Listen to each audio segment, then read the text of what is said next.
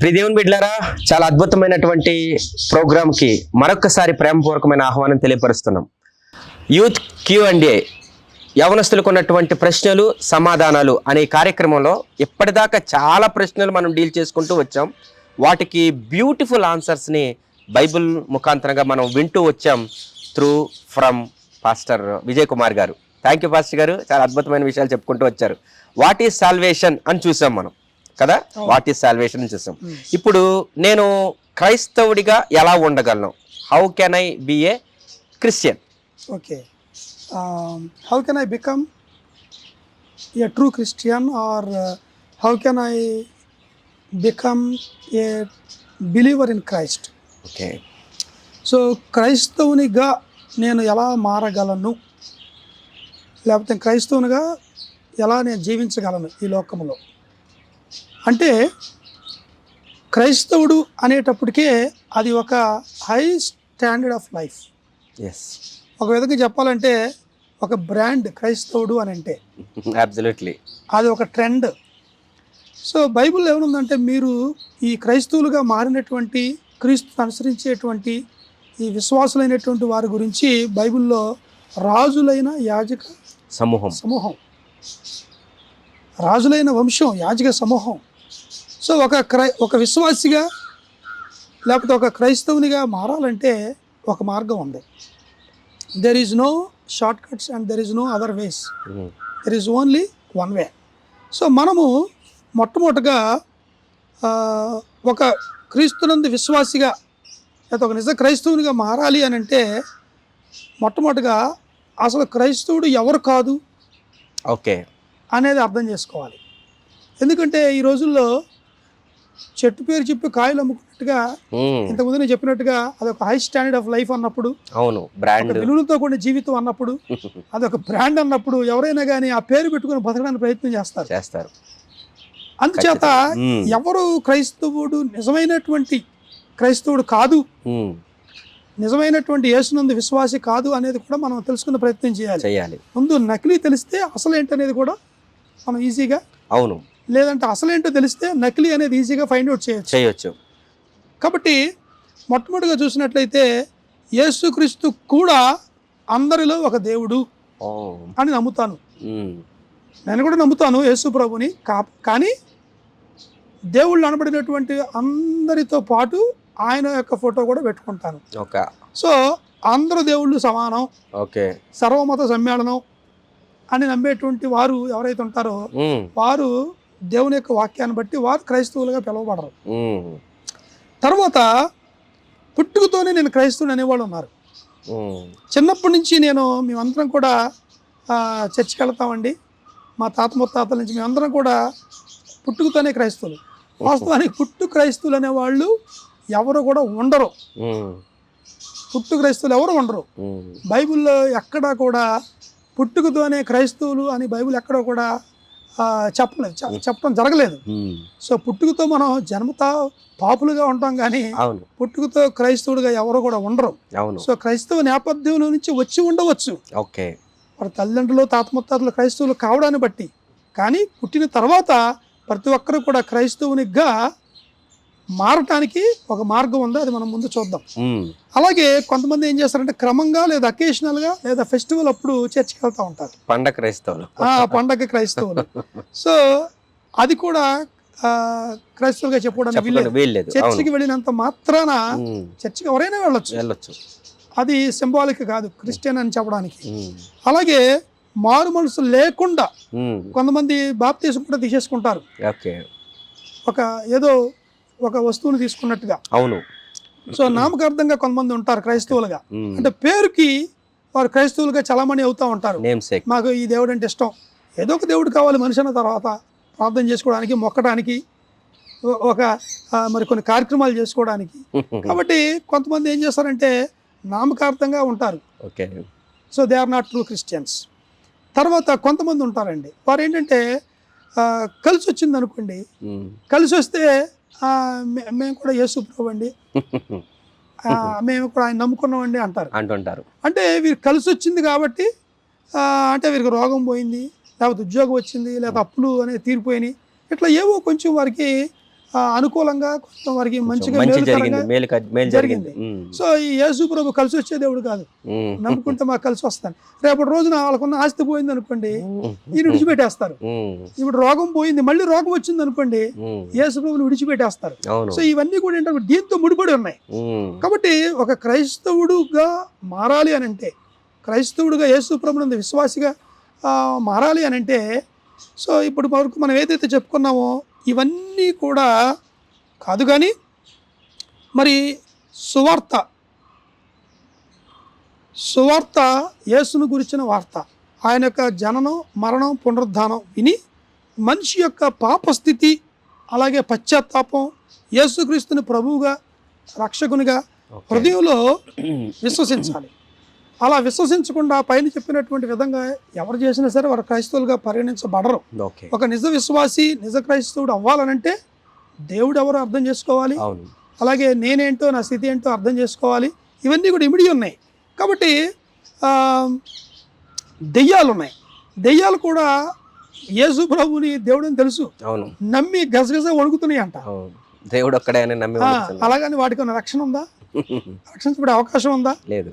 Already తీర్పు కూడా తీర్చబడింది దెయ్యాలకి, అదనమాట. కాబట్టి మరి ఇప్పుడు మనం ఆలోచించాల్సిన ప్రశ్న ఏంటంటే, then how can a person become a true Christian in Christ అనేది మనం చూస్తే, సువార్త సందేశం విని విశ్వసించడం ద్వారా మాత్రమే ఒక వ్యక్తి ఒక నిజమైన క్రైస్తవుడిగా మారగలుగుతాడు. సో సువార్త సందేశం అని అన్నప్పుడు దాంట్లో 4 కీలకమైనటువంటి అంశాలు ఉన్నాయి. అదేంటంటే దేవుడు ఎవరు, ఆయన గుణగణాలు ఏంటి, ఆయన స్వభావం ఏంటి, ఆయన మనుషుల్ని ఎలా చూస్తున్నాడు, సో మనుషులు దేవుని అర్థం చేసుకోవాల్సిన విధానం, ఇవన్నీ కూడా ఇమిడి ఉన్నాయి. Who God is and what God has done. So ఆయన యొక్క స్వభావం, లక్షణాలు, ఇవన్నీ కూడా మొట్టమొదటిగా మనం అర్థం చేసుకోవాలి. ఫస్ట్ హూ ఈజ్ గాడ్ అనేది చాలా స్పష్టంగా అర్థం కావాలి. సో మనం ఆయనను రక్షకునిగా అంగీకరించడానికంటే ముందు, పిలవటానికంటే ముందు సృష్టికర్తగా పిలవాలి, సృష్టికర్తగా అర్థం చేసుకోవాలి. ఇది నెంబర్ 1 సువార్త సందేశంలో ఉండాల్సిన మొట్టమొదటి పాయింట్ అది. నెంబర్ 2 ఏంటంటే సువార్త సందేశంలో పాపం. సో మనిషి జన్మతః కర్మతః పాపిగా ఉన్నాడు. ఏ విధంగా మనిషి పాపి, ఏ విధంగా మనిషికి దూరం అయ్యాడు, ఈ పాపం అనేది ఏ విధంగా ఎడబాటును తీసుకొచ్చింది, ఏ విధంగా మరణాన్ని తీసుకొచ్చింది, మనిషికి అపరాధ భావానికి ఏ విధంగా గురి చేసింది ఈ పాపం అనేటువంటిది మనిషి అర్థం చేసుకోవాలి. సో పాపం అని అంటే దేవునికి విరోధంగా చేయబడిన కార్యం అనేది అర్థం చేసుకోవాలి రెండవదిగా. సో మూడవదిగా సువార్త సందేశంలో యేసు ప్రభు చాలా కీలకమైనటువంటి వ్యక్తి.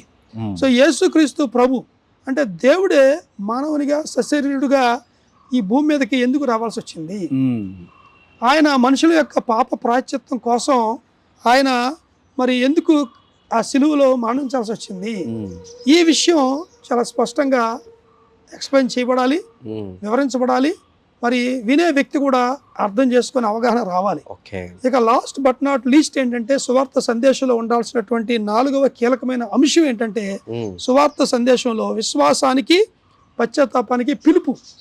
సో సృష్టికర్త అయిన దేవుని తెలుసుకున్న తర్వాత పాపం, మనిషి యొక్క పాపస్థితి, పాపం ద్వారా వచ్చే పర్యవసానాలు అర్థం చేసుకున్న తర్వాత యేసుక్రీస్తు ప్రభు ఈ పాపానికి, మనిషి యొక్క అతి గొప్ప సమస్య పాపం అయితే దానికి అతి గొప్ప సొల్యూషన్, రెమెడీ ఏంటంటే ఆయన సిద్ధం చేసిన రక్షణ కార్యం అది అర్థం చేసుకున్న తర్వాత ఇప్పుడు మనిషి నుంచి రావాల్సినటువంటి స్పందన అది విశ్వాసం, అలాగే పశ్చాత్తాపం.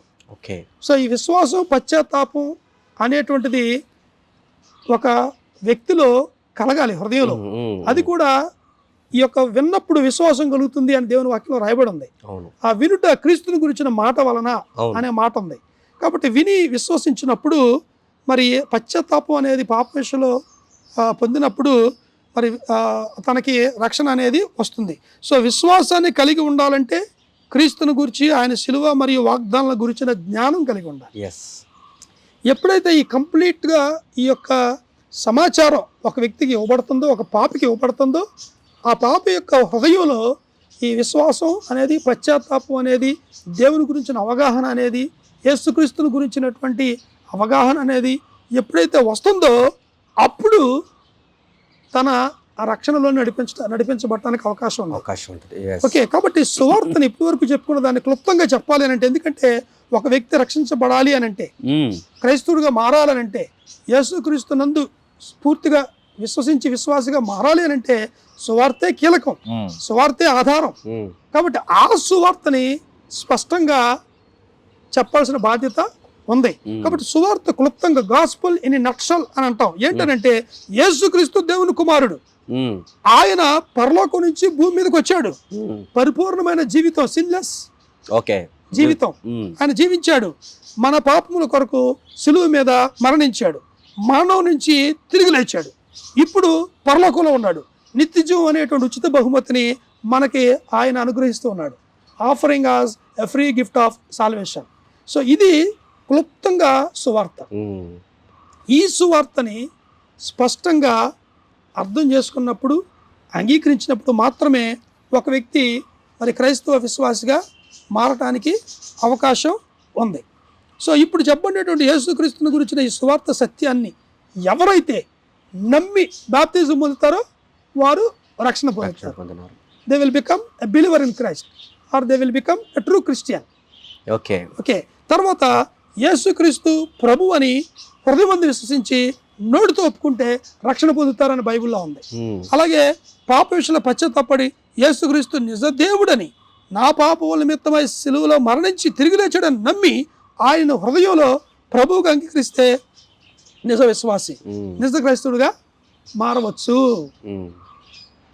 సో ఆ విధంగా ఒక వ్యక్తి మరి విశ్వాసిగా మారటానికి, క్రైస్తవుడిగా మారటానికి అవకాశం ఉంది. చాలా అద్భుతమైన మాటలు పాస్టర్ గారు.